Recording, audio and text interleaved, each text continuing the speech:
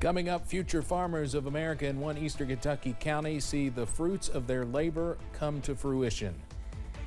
And the vice president visits the Korean peninsula as North Korea launches another round of missile tests.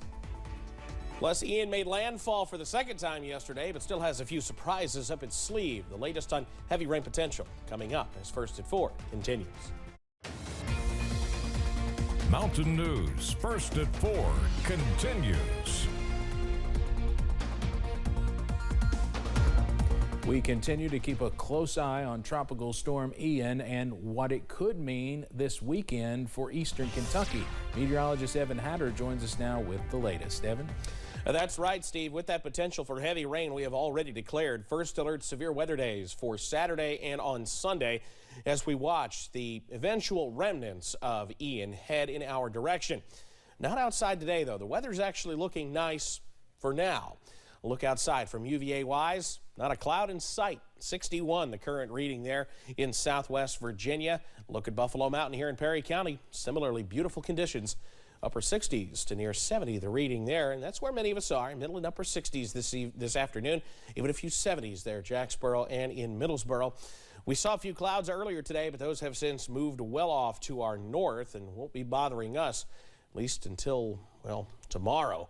Look further to the south. There is Ian, Tropical Storm Ian, as a matter of fact, churning off the Florida coast. It is back over open water and expected to re-intensify into a Category 1 hurricane later. As of the 2 o'clock advisory, 70-mile-per-hour winds, but it wouldn't shock me if Ian is back to a Category 1 hurricane here within the next half hour or so. The 2 o'clock position update had it 40 miles northeast of Cape Canaveral, but maybe not the wind a concern for us, but the amount of rain will be, and that's why, again, we have already declared our first alert weather day into tomorrow. The remnants of Ian moving through the region starting late tomorrow evening, running through early Monday, and the potential, if we get any heavier bands, for water rises on those creeks and streams. Now, coming up in a few minutes, I'll have the very latest breakdown on who could see the heaviest and when that will be, coming up in just a few minutes. Steve? All right, Evan, thank you. A hurricane warning has now been issued for South Carolina's entire coast as Ian, which is now a tropical storm, is expected to regain strength and become a hurricane once again, maybe as early as tonight. The storm tore through southwestern Florida, of course, and just moved right across the state. It is now churning off of Florida's east coast. Maximum sustained winds have increased a little this morning, or since this morning, now near 70 miles per hour, or right at 70. Sustained winds of 74 miles per hour are needed for a storm to reach hurricane status, so it is almost there again. Well, Ian certainly has left a lot of damage in its wake. One of those places where the hurricane certainly left its mark was near the area of the eye wall, Fort Myers, Florida. CBS's Chris Van Cleve is there. This is the marina in downtown Fort Myers, the heart of downtown. Back behind us as you come across the bridge into town, this is the first sight you see. This is a river. All of these boats used to be docked out here. As the storm surge came in, they lifted these large boats. You can hear the alarm on this one going off still. Picked these boats up, threw them on shore. We were talking to a boat owner. The boat is his home. His boat was tied up over there. It is a block inland. Both of his cars were submerged. He had to climb to the second floor of a hotel, he said, to escape the storm surge. This was a violent, frightening storm, Hurricane Ian, here in Fort Myers. Power is out across Lee County, and there is widespread concern about the potential for loss of life for the people who did not heed evacuation orders. We've seen Coast Guard helicopters in the air. We have seen homes that have been destroyed. This is a community that has a lot of cleanup to do. Chris Van Cleve, CBS News, Fort Myers. Heartbreaking images coming out of there for sure. Well, victims of the 4th of July mass shooting in Highland Park, Illinois are suing Bud's gun shop in Lexington. In a report by the Lexington Herald-Leader, they claim they're involved in selling a rifle to the shooting suspect, 21-year-old Robert Cremo III. They say Cremo bought the rifle from Bud's gun shop online. Other firearm sales companies are also being sued. Court documents claim each company enabled Cremo to carry out the massacre. 7 people were killed, 30 others were hurt. The Golden Eagles are ready to grow. App Harvest is celebrating agriculture advancement, opening its 10th container farm in Johnson County. The Johnson Central Future Farmers of America have been growing in the Ag Tech trailer, already seeing the fruits of their labor, with fresh greens stocking up the school cafeteria, being sold at the farmers market, and being purchased by Appalachian Regional Healthcare. Students say the hands-on experience and the sustainability are things they are excited to see grow on campus, and App Harvest representatives say the kids are doing much more than a class lesson. So they are creating something new that is to direct utility and benefit of their community, which is pretty powerful for a young person to take hold of their destiny in that small but mighty way.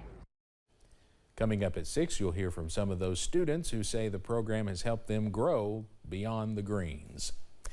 North Korea fired 2 more short-range ballistic missiles today as Vice President Kamala Harris visited the Korean Peninsula. The U.S. is condemning the North for its, quote, provocative nuclear rhetoric. CBS's Ian Lee reports. Vice President Kamala Harris landed in South Korea during a tense time on the peninsula as North Korea launched its 3rd recent round of missile tests on Thursday. She traveled to the demilitarized zone, which divides the north from the south, peering across the border, flanked by South Korean and American soldiers. The VP took aim at North Korean leader Kim Jong-un. In the north, we see a brutal dictatorship, rampant human rights violations, and an unlawful weapons program that threatens peace and stability. Her trip comes as Pyongyang fired more short-range ballistic missiles this week, adding to its record-breaking blitz of weapons tests this year. In a show of strength, the U.S. held joint naval drills with South Korea off the country's east coast. Hello. Harris also met with U.S. service members stationed on the peninsula, saying America is grateful for their service. Earlier in the day, the vice president held meetings with South Korea's president, affirming America's support for the country. For 7 decades, the alliance between the United States and the Republic of Korea has been a linchpin of security and prosperity. The 2 leaders pledged a stronger response to provocations by the North, as officials believe Pyongyang could launch a nuclear test in the coming months. Ian Lee, CBS News. South Korean officials say North Korea has completed preparations for what would be its 7th nuclear test since 2006 and its first since 2017. We now know what the cause of Queen Elizabeth's death was. National Records of Scotland shared her death certificate today, showing she died at 3:10 p.m. England time on September 8th at Balmoral Castle in Scotland. The cause of death is listed as old age, and her daughter signed the document. Qatar World Cup organizers disputed Denmark kit manufacturer Hummel's claims of human rights violations in the host country following the reveal of the Danish kits the country will wear at this year's tournament. Yesterday, the manufacturer revealed the 3 kits that it will wear: an all red, an all white, and an all black shirt, which represents the color of mourning. In an Instagram post from Hummel, the company says the look represents a protest to express that we don't wish to be visible during a tournament that has cost thousands of people their lives.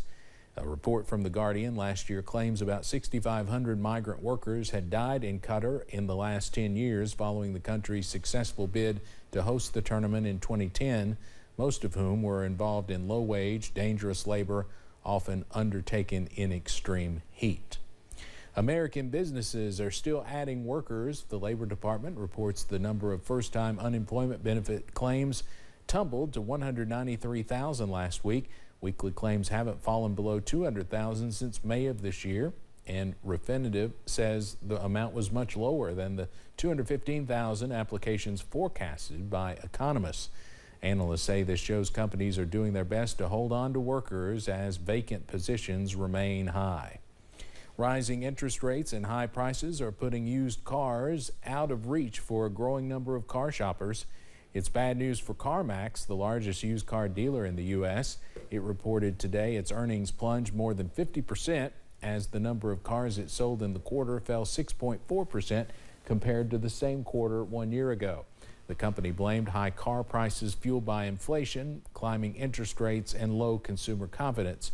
Used car prices are up nearly 50% from August 2019. Coming up on First at 4, we'll have some tips on how you can prepare for a possible recession. Plus, I've got the latest on what Ian's remnants mean for eastern Kentucky and when we could see some showers returning. That's next. WYMT News app offers alerts on breaking stories as they happen, customized to